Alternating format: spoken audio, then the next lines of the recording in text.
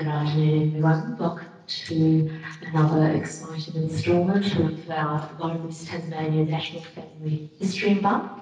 Welcome to you all, and of course also extending that welcome to people that are watching us, watching the presentation via our live webinar. You will be able to see these talks if you need to look at the PowerPoints again when they get onto YouTube sometime in September on our Libraries Tasmania channel. So before I introduce Bruce Kay, who is the State Manager for the National Archives Australia office here in Hobart, I would like to extend our welcome to country on behalf of Libraries Tasmania. We recognise the deep histories and cultures of the Aboriginal people of Lutruwita, Tasmania. We acknowledge Tasmanian Aboriginal people as the traditional and continuing custodians of the land, waters and sky. We pay respect to the elders past and present who hold the memories, traditions, culture and knowledge of country. We extend our respect to all Aboriginal and Torres Strait Islander peoples whose countries were never ceded. Thank you very much. I'd like you to welcome Bruce Kay to the stage to talk to us today about the National Archives of Australia exhibition Chilled. Thank you.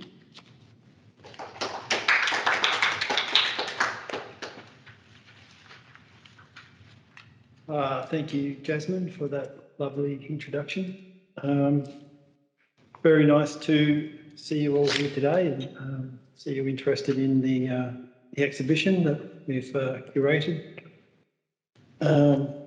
Before I start about the exhibition, I'd just like to tell you a little bit about the National Archives of Australia and what we do. So we connect Australians, young and old, to our nation's recent memory by securing, preserving and providing access to Australian government records of enduring significance. We do this to identify who we are, where we come from, where we want to be, and as a nation and as individuals. We have offices in all states and territories. Don't have one in the Antarctic territory, of course. And our collection consists of Australian government or Commonwealth government records that date mostly from 1901 or Federation, when the Commonwealth came into existence. And the collection includes paper, photographic, audiovisual and digital content, most of which is stored in Canberra and Sydney, but we do have original records here in Hobart. The Tasmania office of National Archives consists of 2 permanent staff at the moment and 2 casuals, and we are open to the public in the history room of this building, Wednesday to Friday, 9:30 to 4 p.m, 4:30, sorry, and bookings are required, but we do take walk-ins. It's just part of the COVID situation where bookings became mandatory. And we can help you with your research, accessing records, whether they're here or in any of our other offices around the country. The original records held here, they can be viewed for free in the reading room or history room. So we do have quite a lot of Antarctic related records in the collection, but we also have AMSA, Australian Maritime Safety Authority, lighthouses and some weather records and Border Force, and also some other records from other departments.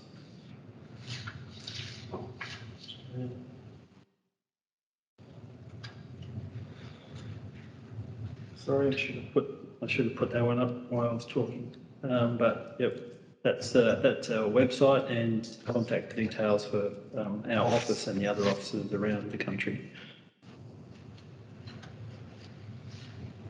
So on to Chilled. Firstly, I'd just like to say I feel very fortunate and privileged to have been able to deliver the exhibition as part of my work with NAA.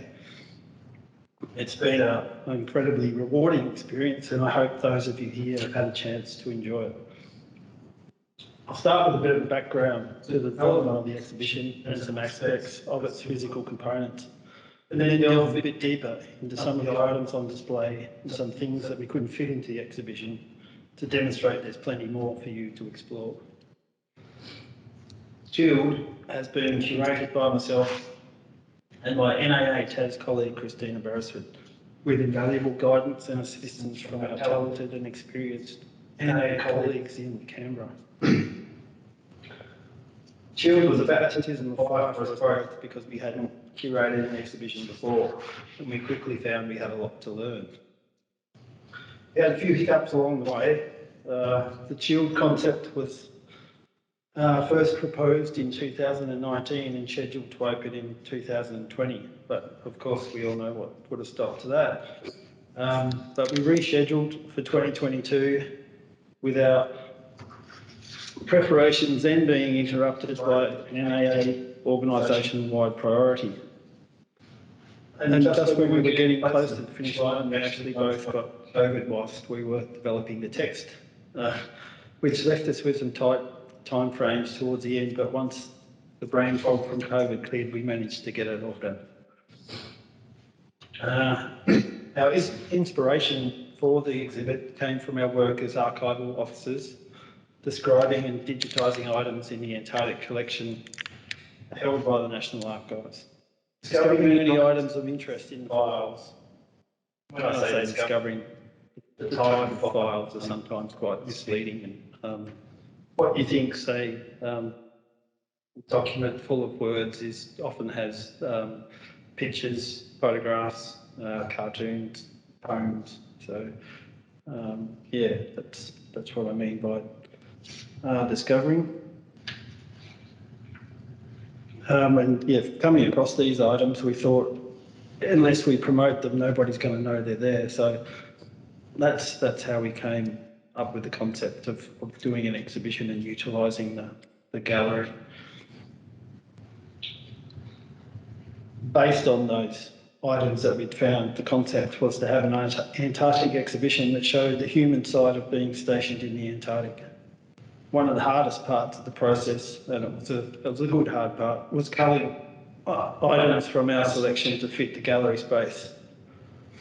We had way too many items to fit on the wall. Once this was pointed out to us and reality hit, we reluctantly reduced it down to an appropriate size. I think if we'd been left to run wild, the gallery might have looked like a teenager's bedroom life. So in the picture on the screen there, we have what they call the hero image of the exhibition, which is used in a lot of the promotional material. So that's a dozer in the Antarctic, caught in a crevice, and I believe the expedition has had a terminology for this, which was called slotting the dozer. And the photograph next to it, you can see an expeditioner is actually standing underneath the dozer towing a trailer. Yeah, it's rather precarious place to be, and demonstrates just how deep the crevices could be. And I think that's a shallow one. So it's fortunate that they're narrow and not wide.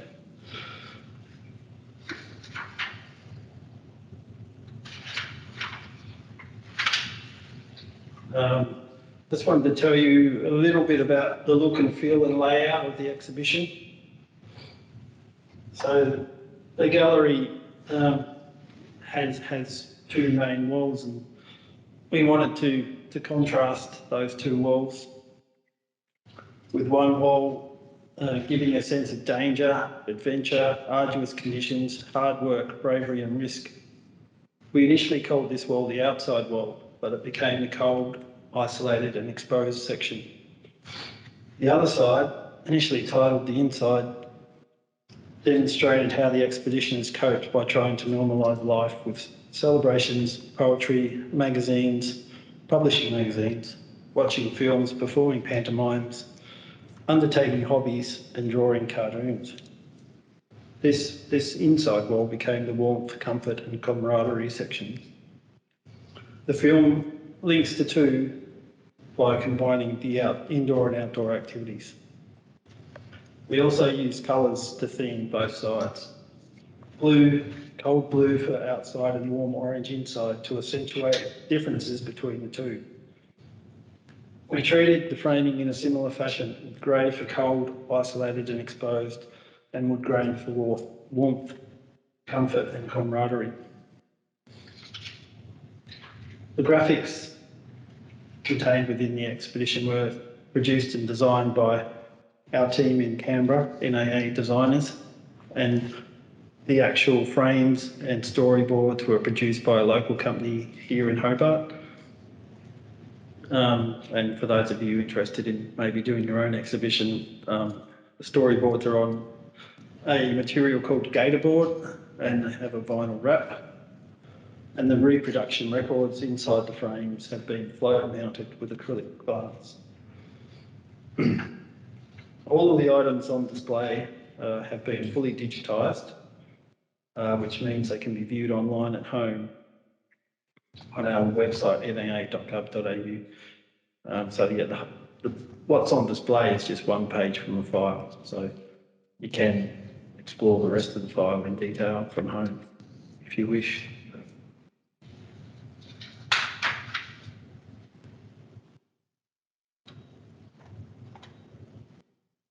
Also included in the exhibition are some 3D items which we loaned from the Antarctic division at Kingston.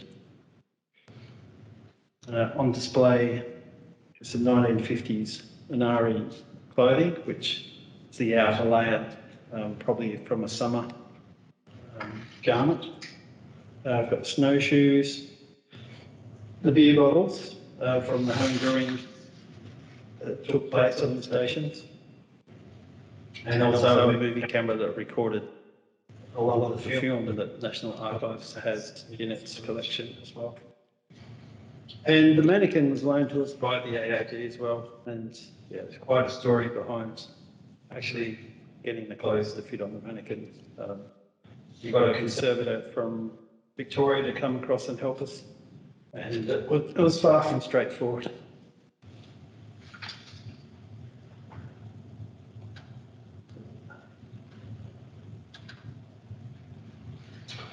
So on to some more detail of some of the items in the exhibition.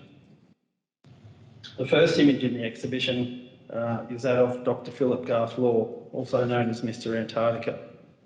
Philip Law is among the true Antarctic pioneers and explorers. Whilst Sir Douglas Mawson's work led to the establishment of the Australian Antarctic Territory, Philip Law consolidated Australia's reputation in Antarctica under the Australian National Antarctic Research Expeditions, ANARE. Dr. Law established Australia's Antarctic presence by founding the nation's 3 continental stations and exploring extensive tracts of the Australian Antarctic Territory. He was appointed as the first director of the Antarctic Division in 1949. Much of the Shield exhibition content comes from the time Dr. Law was director. In his 17 years in the role, he was a tireless promoter of Australian Antarctic interests and was largely responsible for securing ongoing national commitment to Antarctica. Dr. Law established Australia's National Antarctic Research Expeditions as the foundation to today's very successful Australian Antarctic program. A firm believer in the scientific opportunities that were to be found in the Antarctica, Dr. Law led the party aboard the ice-threatened Kista Dam, which established Australia's first Antarctic station, Mawson, in 1954. He then established Davis Station in 1957 and led negotiations for the transfer of the United States-owned Wilkes Station to Australia in 1959. Later, he initiated construction of Australia's 3rd station, Casey, replacing the Wilkes site, which was abandoned. In his 19 years as an Antarctic explorer, Dr. Law personally led 23 voyages to the Antarctic and subantarctic. His coastal exploration achieved 28 landings at previously unvisited sites, and under his direction, more than 5,000 kilometres of Australia's Antarctic territory, coastline and extensive tracts of the inland were added to the map. Dr. Law retired from the Antarctic Division in 1966 at the age of 55. It is fitting his is the opening image of the exhibition and a file created by him and quotes from it feature in the exhibition. A paper within this file titled Some Psychological Aspects of Life at an Antarctic Station was delivered to the Victorian branch of the British Medical Association in 1959, encapsulates a lot of what our exhibition is about. The file can be found in our B1387 correspondence series. And the file is titled Psychological Examination of Personnel. The front page of that paper is what is on display in the exhibition.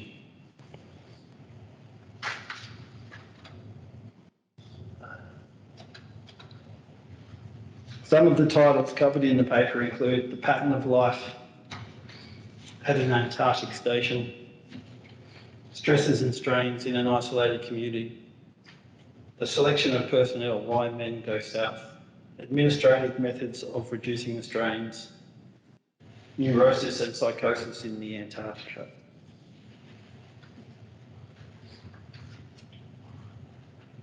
I'll just read a couple of the passages from the paper. One relating to accidents. An accident in which members of a party can lose their lives can have a shattering effect upon morale. The protective illusion of it can't happen to me is violently dispelled by death striking into the very midst of a small, closely knit group. And all feel suddenly naked and vulnerable. If the accident occurs in the field, the remaining men may tend to avoid further field work. Recovery takes some time. For the removal of specialist men from the station leaves gaps which provide innumerable daily reminders of their loss. In the exhibition, we've included one incident on Heard Island, which resulted in the loss of an expeditioner's life. And there's also the brain surgery carried out by Dr. Pardo, Russell Pardo. So they're two examples that we included in the exhibition. And of course, he also mentioned food, which food is mentioned throughout the logbooks and the station yearbooks. In regard to food, he says, food becomes an item of the greatest importance in Antarctica. All sledging parties living on hard rations dream of banquets, and most expedition men talk of the exotic foods they will eat when they return. This is not only because of the climate and the hard work encourage healthy appetites. In addition, food acts as a psychological compensation for other deprivations. There's one passage in a logbook where an expeditioner he tells of his liking of a Schmidt bar, which I didn't know what a Schmidt bar was, so I tried thinking it was a Mars bar or something similar like that. I wasn't able to find anything on Google, so I read a bit further, and it turns out a Schmidt bar is a frozen stew prepared by the cook whose name was Schmidt. And so, yeah, the expeditioner says he'd be prepared to crawl in bare anatomy in a blizzard to get to a Schmidt bar rather than eat the pemmican, which was the standard ration. So it must have been quite a good stew, that one.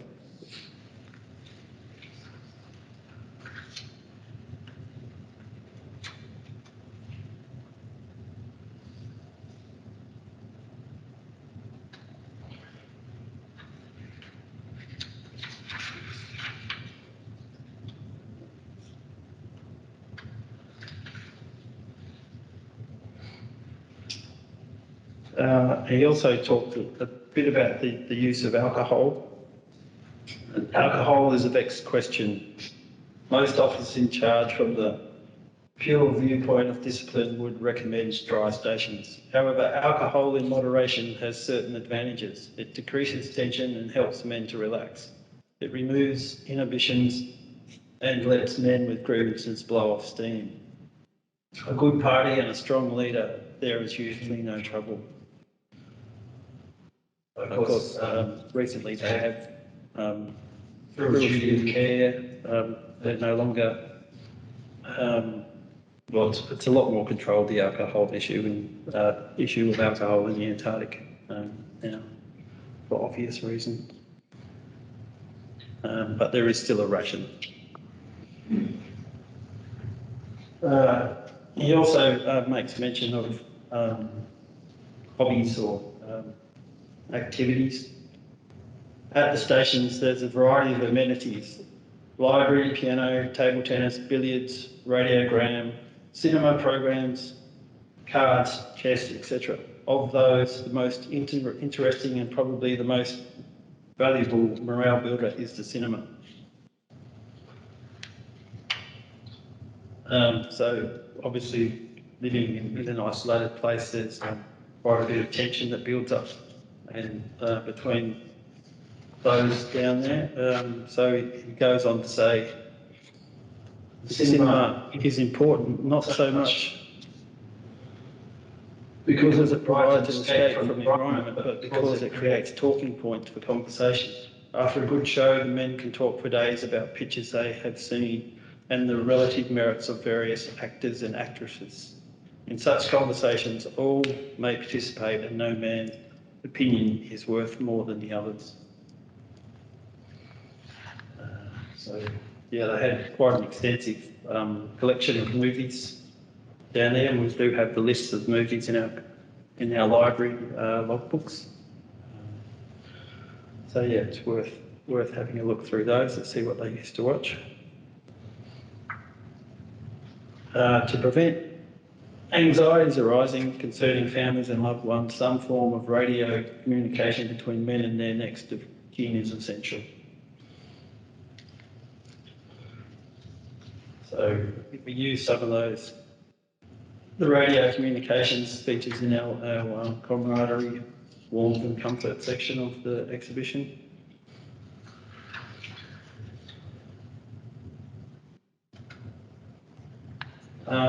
And balancing his view of psychological aspects in the Antarctic, Dr. Law went on to say, "I'm afraid that dwelling as I have done upon the problems of personal adjustment in the Antarctica, I have given you a rather morbid idea of the atmosphere which exists at a southern station. If I've done so, it is because I have neglected to balance the debits on the psychological side with the heartwarming examples of generosity, humour, courage, unselfishness and true companionship which adorn any true account of life in a remote locality." So that also in amongst that file is correspondence between other polar nations regarding psychological aspects of being stationed in the Antarctic and developing testing in consultation with the Australian Army. And there's also some correspondence between some ex-expeditioners and a senator at the time, sort of complaining about the paper that Philip Law had written, which of course Philip Law defended by pointing out he was just trying to make station life better. And I can't mention Philip Law without mentioning his wife, Nell. We weren't able to fit any of Nell into the collection, but we are working on a blog to go on our website, naa.gov.au. So Nell was the first Australian woman to set foot in the Australian Antarctic Territory in 1961. She travelled there with her husband Phil. She was in fact sort of smuggled there in a way. So Australia used to charter ships from the Norwegians at the time, the famous Dan ships. So it was tradition for the Norwegian skippers of the ships, when they operated in the Norwegian waters, to invite their wives to accompany them on their voyages. And so the captain of the Magadan at that time invited Phil to bring his wife. And he got her on board first, and then he let the minister know that he was taking her down south. And I think there was a bit of a heated conversation, and it was decided that she would be able to go because the bad publicity from not letting her go outweighed the benefit of letting her go. And there was a great deal of good publicity generated at the time.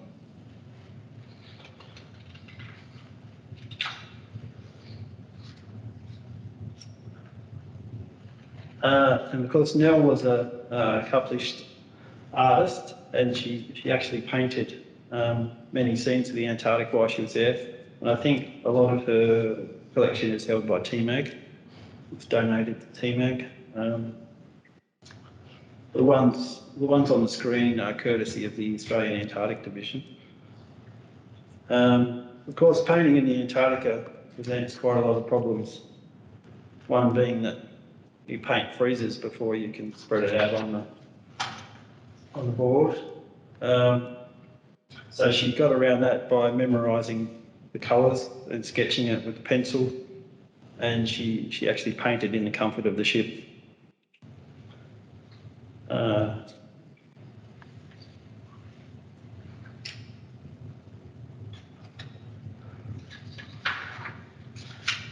She also put her artistic skills to work, designing the Australian National Antarctic Research Expedition's logo.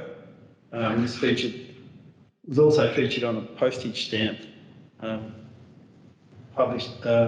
produced by the Postmaster General, and it features Antarctic wildlife, a map of the Antarctic showing Australia's territory.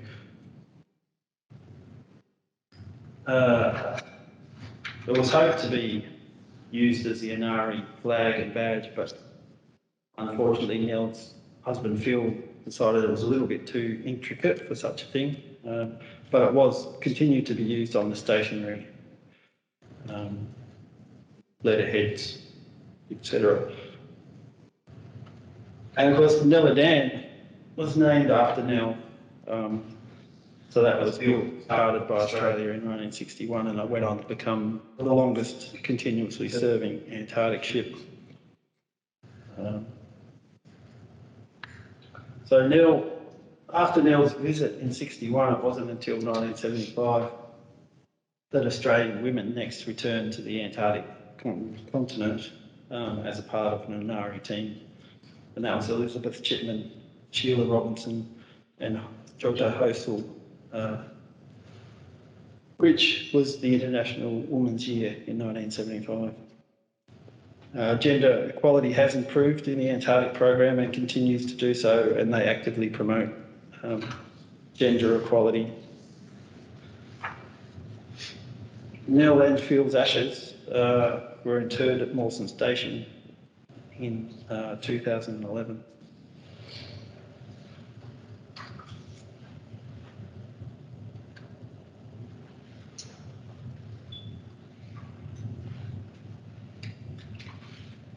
One of my favourite items in our collection is this mountain trip diary, written by John Berchelace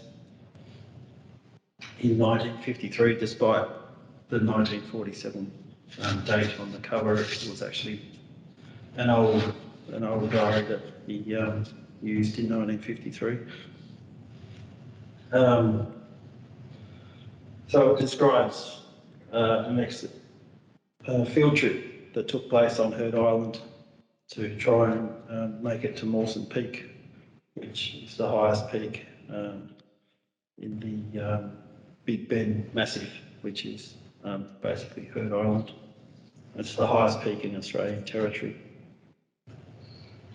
So yeah, the passage describes in articulate detail the attempt was unsuccessful to get to the top. And John went on to write many books about the Antarctic and bushwalking and mountaineering, and he was a school teacher at Geelong Grammar and skilled at drawing. This is demonstrated by the snow melting machine diagram we have on display in the exhibition. And we also have a selection criteria which he developed for expeditioners on display. He was also, prior to going to the Antarctic, he was the first person to lead a party to the summit of Federation Peak in southwest Tasmania, which several others have tried to do and failed. So he was very accomplished at mountaineering. He was the station leader at Mawson Station in 55 and 59. He led field trips of up to 600 kilometres inland, exploring Robinson Land, Prince Charles Mountain regions, and he was awarded the Polar Medal for his exploration work. He has an island named after him in his honour in 2000, Berchevet's Island. It's about 2 kilometres northwest of Mawson Station. And there's also a mountain named after him in the Antarctic. I'll just read a passage from the diary, a little bit about life in the tent. So they set out to climb this mountain and were caught in a blizzard for days on end. So with all the necessary food, stoves and sleeping gear in the tent, space was extremely limited. 3 men must act as one, each movement of a limb affecting the composite comfort or otherwise. Outside, the blizzard increased in violence and continually we beat the fabric above our heads to keep the snow from accumulating there. Our breath and the steam from our stew formed a crust of hoarfrost all over the roof. The slightest chink in the ventilator let the stream of flour-like snow. Sitting against the outward sloping fabric at the bottom of the tent was quite comfortable as it was backed by the snow on the flaps. Gradually, however, the drift was creeping up the ceiling of the tent. I was very glad our little tent possessed such stout duralumin poles. The blizzard came in gusts of 70 or 80 miles per hour with a steady mean wind of perhaps 50. Fortunately, we did not have to leave the tent once we were all within. We had brought meteorological pilot balloons for essential purposes. The difficulty about leaving the tent in a blizzard is not merely one of comfort. The main trouble is that one becomes impregnated with fine snow. It penetrates pockets, seams, every fold and crevice within seconds. Though it is dry as talc outside, it must be laboriously brushed away inside. The tent after entry must be brushed away inside the tent after entry, or, of course, it thaws and wets one. Then it must be disposed of through the ventilator. Furthermore, every time the tent entrance is untied, the snow whirls through and it fills the tent with a haze of fine particles. So after spending a few days in those sort of conditions, they dug themselves an ice cave, which was a lot more comfortable, I imagine. But I'll just read you this little next passage. Blocks had been fashioned to screen the entrance, but the enormous drift immediately created a problem of ventilation as the hole from which our cave opened was rapidly filling with snow. It was extremely difficult to keep any opening there, so Fred and I thrust up ice axe through the roof and made small vents, which sent down streams of fine snow. We lit candles and stoves and commenced preparations for the evening meal. Though the air was warm and calm, the thermometer showed 41 degrees Fahrenheit, while the stove was burning compared with probably 10 degrees at the most outside. We were wet and tired. After a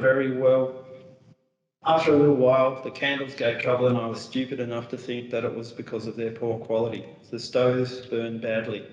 It was almost beyond my comprehension now that none of us realised the trouble sooner. The snow was simply defeating all our efforts at ventilation. Suddenly a candle spluttered and went out. I tried to light a wax vesta. That merely sparked and wouldn't burst into flame. Then the other candle snuffed. At the same moment, both Peter and I, not Fred oddly enough, were gasping for breath. Simultaneously, we crawled at the exit, been down the blocks before an avalanche of fine snow. For 2 or 3 minutes, we struggled to clear a flue. Holding our heads close to the icy downdraft, we were all right. So it was a close call with carbon monoxide poisoning. And just another little bit, just to demonstrate how poorly equipped they were. He's got a little passage where it says, "Our great triumph is our boots, virtually homemade, of felt and canvas enclosing ordinary military boots. They have not allowed our feet to become cold, as in August, and we believe we have moved all danger of frostbite. Some of our gloves also are homemade."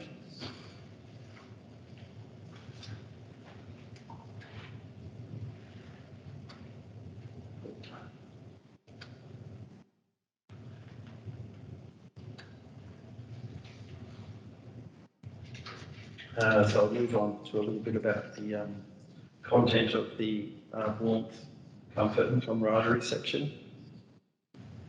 The station yearbooks in our collection are full of stories, poems, reports and cartoons, and a read through them gives you a great sense of life on the station. We drew upon these for a lot of the warmth, comfort, camaraderie content section, which is also the fun side of the exhibition. Tony Groom, officer in charge of Wilkes Station 1966 and editor of the yearbook, wrote the following introduction, which sets out the reasons behind the publication of the yearbook. This introduction also ties into why we have done this exhibition.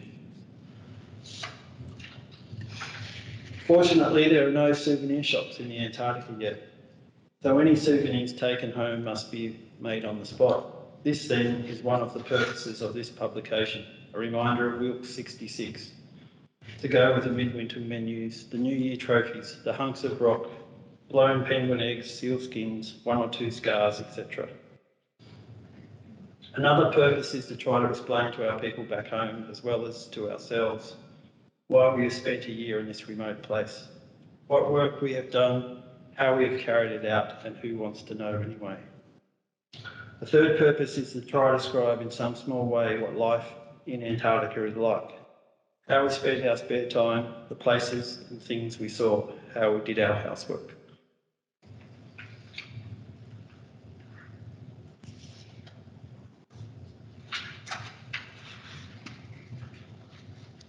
So here just got a couple of examples of cartoons, and there's a little entry about the human bond with the huskies. I'll just read that as well. The cynic may tell you the only reason for keeping huskies on Australian stations these days is so they can be used on sealing trips to get dog food. But at Wilkes this year, as in past years, they really earned their keep.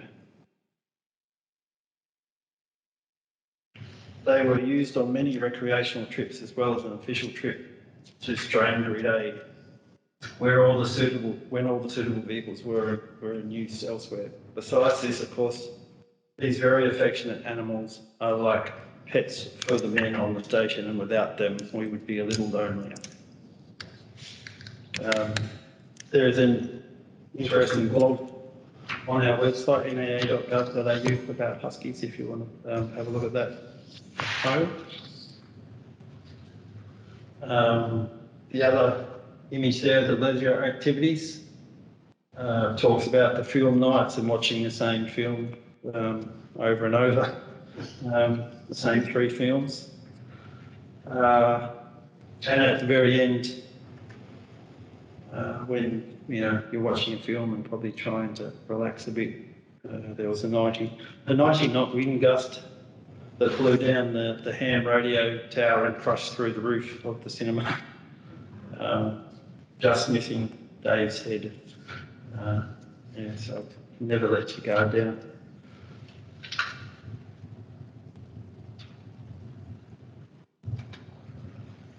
These little cartoons are from the publication on Macquarie Island called the Royal Penguin. There's quite a few editions each year, and each one features the little cartoon Royal Penguin in a different pose. You can see they've captured the distinctive hairdo quite well.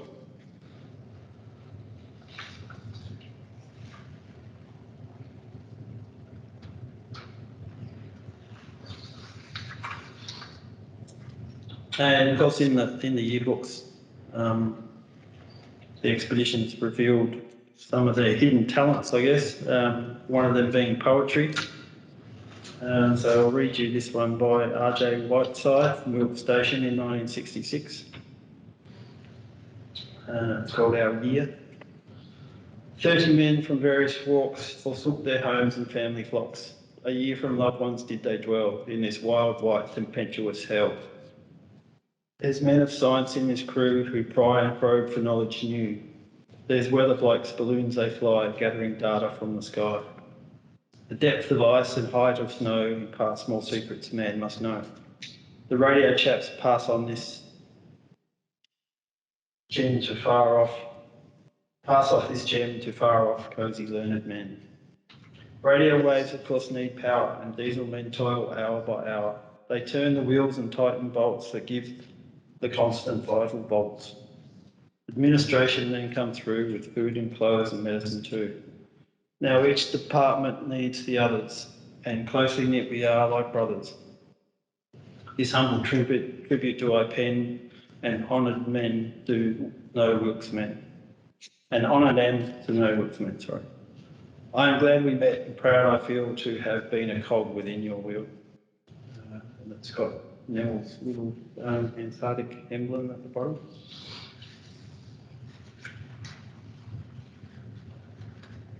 And the yearbooks often featured names and addresses of the party that were at the station that year, so they could stay in contact afterwards.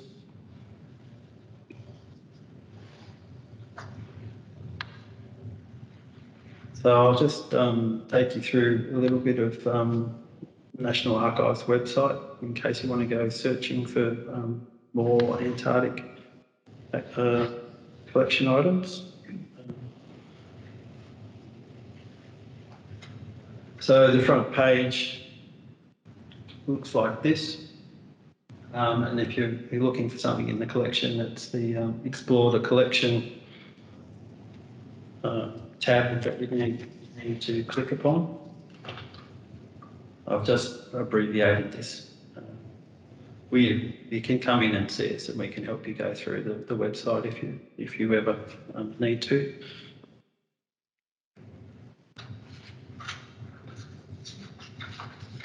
So I've gone straight to the advanced search in our database, which is called record search. And so in this case, I've put in the word dog with an asterisk afterwards, which means it'll search for dog or dogs or whatever else comes after dog. And it's in our series P1556, which is an Antarctic series of logs and station books. So, having just entered in, the series number of P1556, a dog with an asterisk, come up with quite a number of results. So there is in fact 76 files in P1566 with dogs in the title, and 12 of those are digitised, so that you can view those online at home.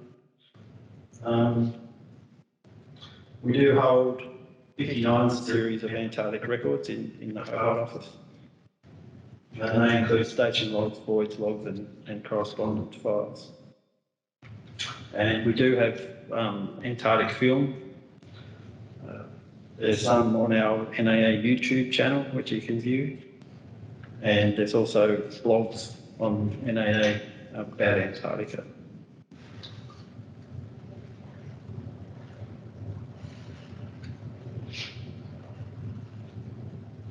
That just about brings me to the end. If you have any questions, they're happy to answer. Thanks very much for coming, and thanks to Libraries Tasmania for organising. Are there any questions? You talked about the mannequin and getting the output of the mannequin. You said it was really complicated. Yes, yeah. They're not flexible like humans. You have to take limbs off to put jackets on and things like that. Yeah, yeah. So, and you know, you have to be careful being an historic item.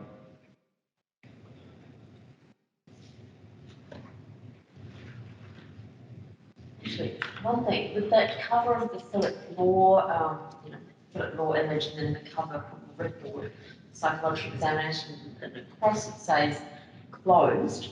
Is it closed? Is it closed? Maybe somebody who might like an explanation of that. The record. Yeah. So in this case, that just means the file's been closed and nothing else can be added to it. So you need to create a new file. But sometimes in the archival world, closed can mean the file's been closed and the public isn't allowed to access it. But yeah, It's just the end. Yeah, yeah. That could be wrong, but I think the poem by Bob Whiteside was 68, not 66. The which one? The poem that you read out by Bob Whiteside. Oh, okay. Was 68. 68, not 66. Okay, all right. Yeah, Yeah. 66. Do you remember it? Actually, he called himself the Phantom for a start until we worked out who it was doing the poems. Oh, right. Yeah, that's interesting. Yeah. Yeah, he wrote lots of poems. So he was the anonymous poet. Oh, wow. Well, thank you very much.